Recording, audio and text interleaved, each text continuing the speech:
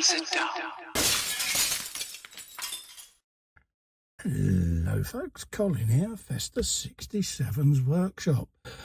Welcome to issue number 8 of Legends of Ferrari F1, the die-cast 1/24 scale model collection from our wonderful friends over at D'Agostini. Now, if you'd like this collection for yourself, head over to this link all the way along there. It's also in the description below the video, and that will take you to the D'Agostini website where you could start your very own Legends of Ferrari F1 collection, folks. What have we got for you today? Well, this is the Ferrari F2002, raced by good old Rubens Barrichello. Yes, folks, an absolute legend of F1. Because if ever there's an example of what a good wingman should be, this is the guy. Honestly, Michael, bless him, if he could, he'd thank Rubens from the bottom of his heart for all that he did to get him where he was, because without this guy's support, I don't think Mr. Schumacher would have won as many world titles, because Rubens was there. He had his back, folks. Very underrated driver. And dare I say, it's sad that he couldn't have been awarded a title himself just for doing what he did. But there you go. But yeah, this is the F2002, folks. It says here, for the 2002 World Championships, the Scuderia developed an exceptional vehicle. Michael Schumacher won one victory after another, left no space for his competitors, and won the 5th title of his career. And as if that were not enough, gave Ferrari another Constructors' Championship, their 4th in a row. But this success was not only his alone, the whole team was involved, especially Rubens Barrichello, an excellent driver who was hungry for victory. Couldn't say it better myself. I love old Rubino, I really do, because he was a quirky little character. He used to do his trip on the way up to the podium, all of that sort of stuff. But he did take his driving seriously, bless him. And yeah, he was the bridesmaid, bless him. But yeah, I think he was great for the sport. The side pods, it says here, less angular at the front, were redesigned to adapt them to the new location of the radiators inside. This car honestly had so many different iterations during the season of different things being done to it. But this is what Formula One's like. It develops so much. It says there, a miniature tail. When the F2000 was unveiled, the press and many noted the slenderness of its rear end.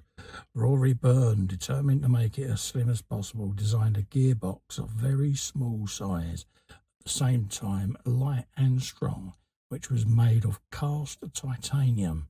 The rear suspension was also reduced to a minimum. The arms and anchor points were positioned only a few centimetres apart. It was revolutionary what they'd done at the back of this car at the time. And I think it's since morphed into carbon fibre and everything. Everything's just integrated now in F1. This was well in advance. It says the summer had barely begun when Michael Schumacher celebrated the new world title. Literally, he won it so early in the season. Just unbelievable this season. It really was. Give these a read, folks, by the way. They really are worth it. There's a briefing there on this vehicle. All the different specifications are in there. If you want to go and have a looky-loo, go and have a read of it, folks. Different weights, brakes, and all of that. Says here, arriving at Scuderia Ferrari in 2000, the Brazilian driver soon demonstrated his great technical abilities and his talent for speed. His career culminated in 2002 with an extraordinary 3rd season at Ferrari, with 4 wins earning him 2nd place in the Drivers' Championship behind his teammate. I would love to have seen Rubens win a title. He was massively impacted by the death of Ayrton Senna. He really was troubled by that. He had his own accident in practice on the Friday, bless him. So, yeah, it really, I think, knocked him for six, bless him. Very emotional man. And I think the pair of them together, Michael and Rubens, were a team or a driver combination made in heaven. I wonder what they could do if they were still racing today, the pair of them together. Just makes you wonder, doesn't it? This is a profile of Ross Brawn also, who was heavily involved at the time. Ross Brawn went on to run the Brawn GP team and become a consultant for the FIA. So, yeah, massive influence on the sport. And there they all are. They're different teams there. Says Barrichello standing centre and left of Michael. Celebrate with Jean Todt and members of the Scuderia, the double with the drivers and constructors championships of the 2002 season. Beautiful photo that. And bless him, Michael, he had a bad accident in 2013 and sustained a terrible head injury. And yeah, it's tragic. It really is tragic because he gave so much to the sport. So that's the magazine done. Let's have a look again, folks, at what we've got here. And this is how you'll receive your model. It comes in its own display case, and it's got an internal protective plastic vacuum form around it. So we'll pop this open and we'll have a look at the model, shall we, and see what we've got. So you've got a couple of tapes just under there. So we pull one and see whether we can release this from its protective case. There you go.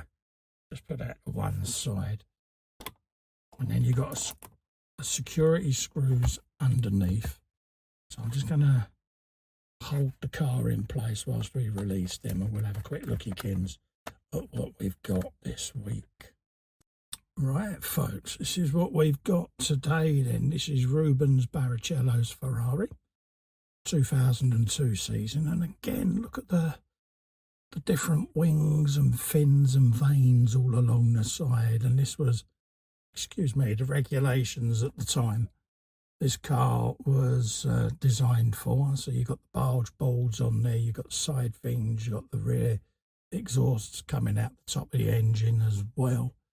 Back when engines sounded like real engines, folks. All the different liveries, sponsors, decals. One thing you will notice, grooved tyres, folks. Yes, grooved tyres were a thing back then to try to reduce the footprint that the rubber had on the road and to try and slow the cars down in the wake of the Imola tragedy. They bought in grooved tyres and things like that just to try to reduce the speed of the cars. Pre-halo there, as you notice, there's no halo on the vehicle, but you had the beginnings of the side pods and foam inserts around the driver's head there just to try and keep his head safe. At the back there, this is that really compact gearbox and suspension that they was on about. On there, and the rear diffuser buried up underneath there, but this really was quite radical for the time. And then, as you can see, the exhaust venting out the top, they would have blown back, and that would have increased the airflow back into the rear wing there. So yeah, all about downforce back in the day, folks. With that little jiggle. Bridgestone tyres on the cars back then as well. But it just gives you an example of what the cars looked like. And I think they still had that look about them, didn't they? They really do. And it's a Ferrari, what more can you say? You got your seat belts in there, the seat, all the buttons beginning to appear on the steering wheel there. Look at that, look. Imagine racing with that, trying to guess what they all do. Proper PlayStation generation cars, aren't they, nowadays? But again, when you look at this, you can see how the air would have come up around the front there, would have gone underneath here and scooted up underneath the floor there. But also then it would have split around the sides there, wafted along and then travelled and gripped the side of the car, scooting underneath here and out the rear end, which would have sucked that car down quite nicely, folks. Aerodynamicists out there are probably cringing at my explanation, but to me it makes sense.